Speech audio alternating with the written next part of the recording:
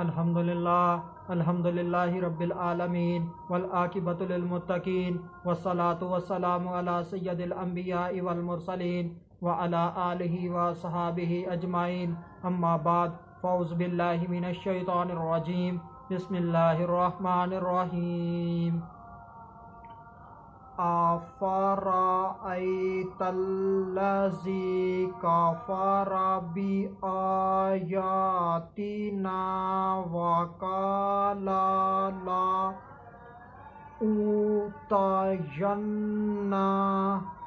مَالًا وَوَلَدًا أَأَطَّلَعَ الْغَيْبَ أَمِ اتَّخَذَ عِندَ الرَّحْمَنِ عَهْدًا كَلَّا سَنَكْتُبُ مَا يَقُولُ وَنَمُدُّ لَهُ مِنَ الْعَذَابِ مَدًّا وَنَرِثُهُ مَا يَقُولُ وَيَأْتِينَا فَرْدًا۔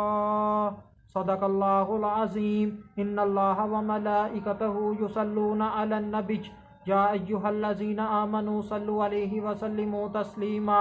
اللہم صل علی سیدنا و مولانا محمد وبارک وسلم وصلوا علیہ۔ الصلاۃ والسلام علیک یا سیدی یا رسول اللہ، الصلاۃ والسلام علیک یا سیدی یا حبیب اللہ، الصلاۃ والسلام علیک یا سیدی یا محمد الرسول اللہ صلی اللہ علیہ وآلہ وسلم۔ اللہ تبارک و تعالیٰ کی حمد و ثنا اور اس کے پیارے حبیب حضرت محمد صلی اللہ علیہ وآلہ وسلم کی ذات اقدس پر درود و اسلام کا نذرانہ پیش کرنے کے بعد میں سچے دل سے دعا گو ہوں کہ اللہ عز و جل میرے حاضرین، ناظرین، سامعین کے مال، جان، عزت، آبرو میں برکتیں عطا فرمائے، اور دعا گو ہوں کہ اللہ عز و جل مجھے حق سچ ٹھیک ٹھیک بیان کرنے کی توفیق عطا فرمائے۔ اگر اس میں کوئی غلطی کوتاہی ہو تو اللہ عز و جل مدبنجہ ناچیز کو اپنے شان کریمی کے صدقے سے معافی عطا فرمائے۔ دعائیہ کلمات کے بعد آج کا جو میرا عنوان ہے وہ ہے کفار کی خام خیالی۔ خطبہ کے اندر تلاوت کی گئی آیت کریمہ 77 تا 80، پارہ نمبر 16، سورہ مریم۔ ترجمہ: تو کیا تم نے اس شخص کو دیکھا جس نے ہماری آیتوں کے ساتھ کفر کیا اور کہتا ہے مجھے ضرور مال اور اولاد دیے جائیں گے؟ کیا اسے غیب کی اطلاع مل گئی ہے یا اس نے رحمان کے پاس کوئی عہد کر رکھا ہے؟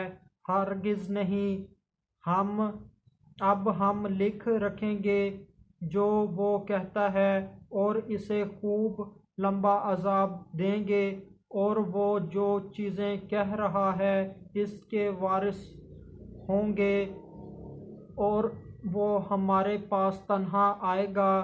ان آیات کے آغاز میں اللہ عز و جل اپنے پیارے حبیب حضرت محمد صلی اللہ علیہ وآلہ وسلم سے کلام فرما رہے ہیں۔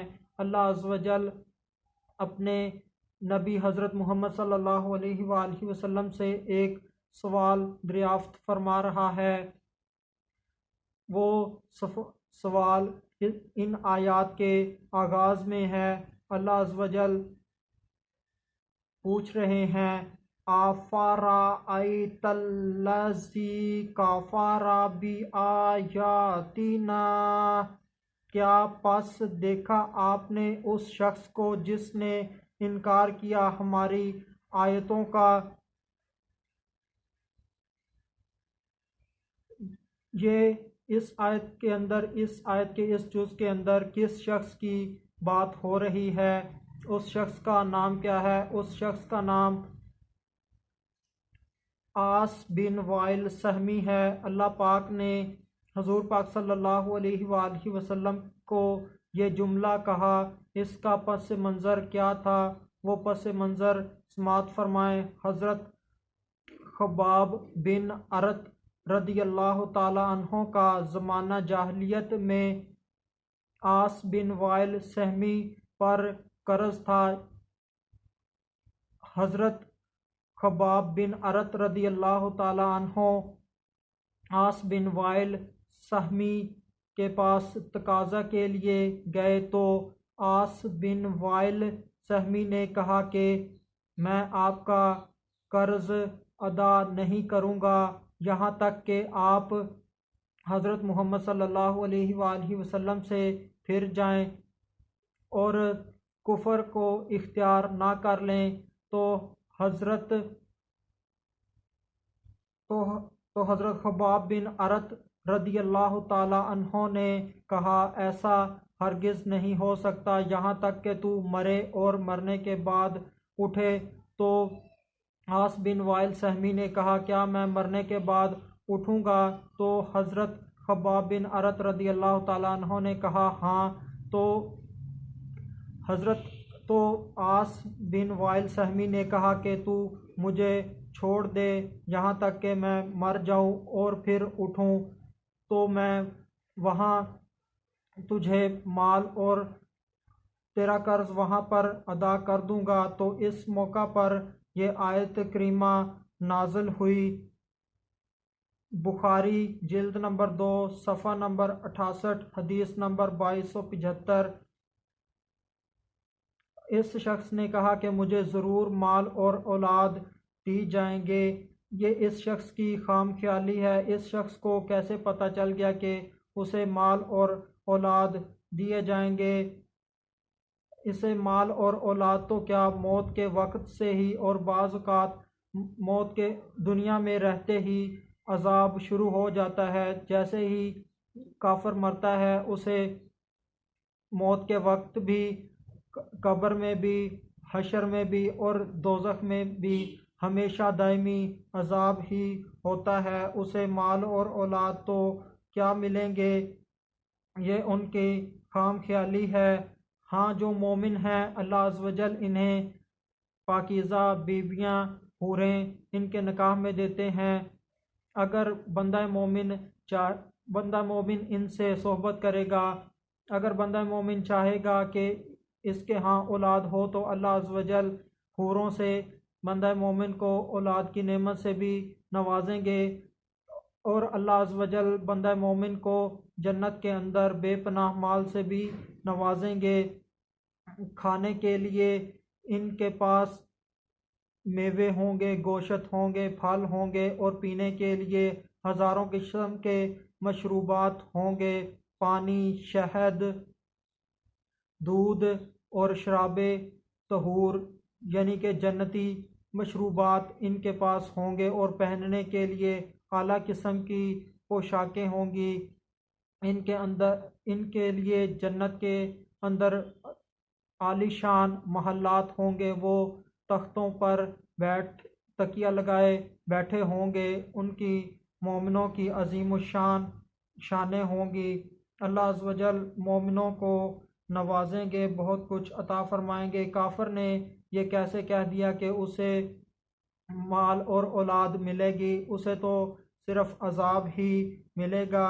ایک اور روایت میں ہے، بخاری نے اس کو نقل کیا، کلبی اور مقاتل نے کہا حضرت خباب رضی اللہ تعالی عنہ کا کاریگر تھا، اس نے عاص کے لیے کوئی زیور بنایا، پھر اس سے اجرت کا مطالبہ کیا۔ عاص نے کہا آج میرے پاس وہ نہیں ہے جو میں تجھے ادا کروں۔ حضرت خباب رضی اللہ تعالیٰ عنہ نے کہا میں تجھے نہیں چھوڑوں گا حتیٰ کہ تو مجھے میرا قرض ادا کرے۔ عاص نے کہا اے خباب تجھے کیا ہوا؟ تو ایسا تو نہیں تھا، تو بہت اچھے طریقے سے مطالبہ کرتا تھا۔ حضرت خباب رضی اللہ تعالیٰ عنہ نے کہا پس پہلے میں تیرے دین پر تھا، آج میں دین اسلام پر ہوں، تیرے دین کو چھوڑنے والا ہوں۔ اس نے کہا کیا تم ہی نہیں کہتے کہ جنت میں سونا، چاندی اور ریشم ہے؟ حضرت خباب رضی اللہ تعالیٰ عنہ نے کہا کیوں نہیں؟ عاص نے کہا تو مجھے مہلت دے، میں تجھے جنت میں ادا کروں گا۔ اس نے استہزاء یعنی کہ مذاقاً کہا اللہ کی قسم تو اور تیرے ساتھی جنت کے مجھ سے زیادہ حقدار نہ ہوں گے۔ تو اللہ نے یہ آیت نازل فرمائی اور آخرت میں دنیا سے زیادہ ملنا تو دور کی بات ہے، جو دنیا کے اندر کافروں کے پاس اولاد ہے، مال ہے، وہ بھی آخرت کے دن ان کے پاس موجود نہیں ہوگا۔ آیت نمبر 77 تا 80 سے حاصل ہونے والی معلومات شریعت کے احکام کا مذاق اڑانا کفار کا طریقہ ہے۔ اس سے ان لوگوں کو عبرت حاصل کرنی چاہیے جو حدود و قصاص اور نکاح و طلاق کے مسائل کے اوپر اعتراض کرتے ہیں، اپنی زبان چلاتے ہیں، تو ان لوگوں کو عبرت حاصل کرنا چاہیے اور ان حدود و قصاص کو، نکاح اور طلاق کے مسائل کو انسانیت کے لیے انسانیت سوز احکامات ثابت کرنے کی کوشش کرتے ہیں۔ اور دوسرا، مرنے کے بعد قیامت کے دن کفار کا جو مال ہوگا، ان کی جو اولاد ہوگی، وہ ان کے کوئی کام نہیں آئے گی، مگر جو مومن کا مال ہے، اس کی اولاد ہے، وہ اس کے کام آئے گی۔ وہ ایسے کہ بندہ مومن نے جو مال اللہ عز و جل کی رضا کے لیے، آخرت کا سامان اکٹھا کرنے کے لیے، اللہ عز و جل کی رضا کے لیے اللہ کے راستے میں دیا ہوگا، خرچ کیا ہوگا، وہ مال اس کے لیے صدقہ جاریہ ہوگا۔ اور جس اولاد کو اس نے نیکی سکھائی ہوگی، نیکی کے راستے پر لگایا ہوگا، تو وہ اولاد بھی اس کے لیے صدقہ جاریہ ہوگی۔ آخر میں اللہ عز و جل سے دعا ہے کہ اللہ عز و جل ہمیں اپنی اولاد کو حافظ بنانے، عالم بنانے کی توفیق عطا فرمائے، تاکہ وہ ہمارے لیے صدقہ جاریہ ہو، اور اللہ عز و جل نے ہمیں جو مال دیا ہے، وہ مال ہم اللہ عز و جل کی رضا کے لیے، اللہ عز و جل کے راستے میں خرچ کریں، جو ہمارے لیے صدقہ جاریہ ہو۔ وما علینا الا البلاغ المبین۔